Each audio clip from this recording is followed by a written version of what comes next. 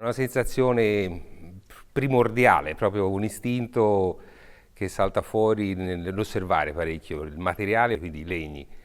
Il legno, questi giri che faccio nel bosco, è da lì che prendo, diciamo, gli spunti per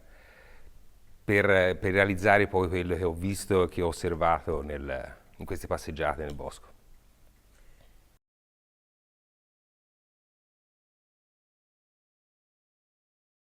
Non tolgo tanta materia,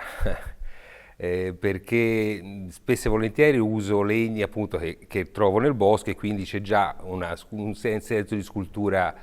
sopra. I miei sono piccoli interventi per accentuare quello che può essere la venatura del legno o può essere, diciamo, una piega del legno che riesce a darmi, diciamo, una sensazione di quello che sto cercando di ispirazione che trovo nel legno, insomma, stesso.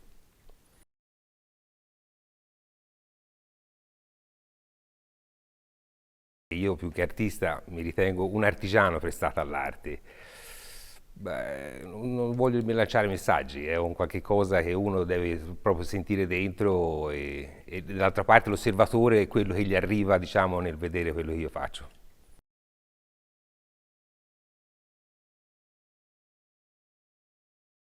Anche lì è un po' strano da rispondere perché a volte mi è capitato di lasciarle in stand-by anche per diversi anni e poi riprenderle avendole lasciate in un angolo dello studio, quel tal giorno la luce entrava dentro, mi ha fatto rivedere qualcosa da ritoccare e quindi l'ho ripreso in mano anche dopo anni e anni e anni. E quindi a quel punto lì l'ho concluse con un passaggio di tempo anche più lungo di quello che può essere. Sono uno che comunque fondamentalmente, non so, in maniera automatica mi viene di dire basta perché non voglio poi magari intervenire e sciupare quello a cui sono arrivato in quel momento. Questo basta, e non so da dove arriva, a volte anche le mani stesse si fermano perché magari capiscano che non c'è più da ritoccare, quindi da evitare di sciupare anche con qualcosa che in quel momento forse mi soddisfa già anche in quella maniera.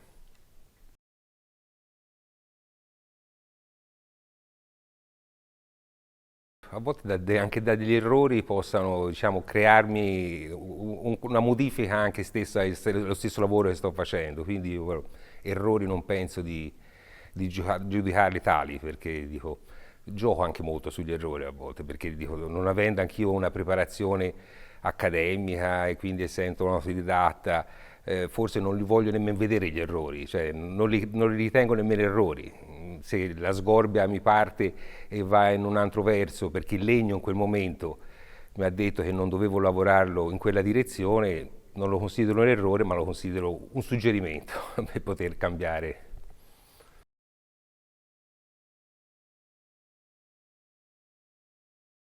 Non mi piace dare suggerimenti, non mi piace dare titoli troppo esplicativi perché quindi ultimamente vado con dei titoli tipo composizione numero 1, numero 2, numero 3, numero 4, quindi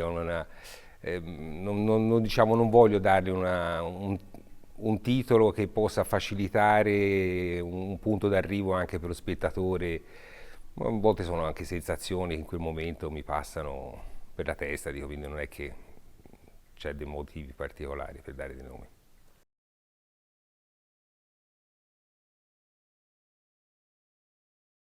Beh, è un qualcosa molto di familiare anche di dove abito io, perché non sono di Cisone, ma sono dell'Appennino tosco-emiliano, tosco-romagnolo, e quindi un po', diciamo, la conformità del paesaggio anche a occhio si assomiglia molto.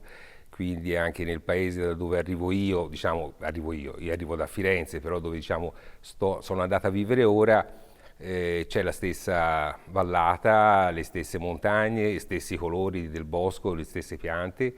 lo stesso fiume, gli stessi mulini, quindi è un qualcosa che comunque sia quando sono arrivato ho sentito molto vicino a me perché è un qualcosa che vivo anche abitualmente giù a casa dove abito.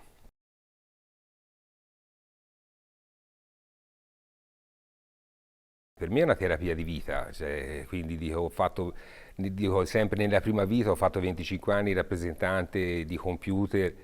cosa che ora rifiuto proprio anche il funzionamento dei computer. Quindi è proprio una terapia di vita perché mi porta intanto nel dover fare grandi passeggiate per avere ispirazioni, per stare a contatto con la natura e con il bosco, e quindi già questo è salutare, diciamo, come stile di vita.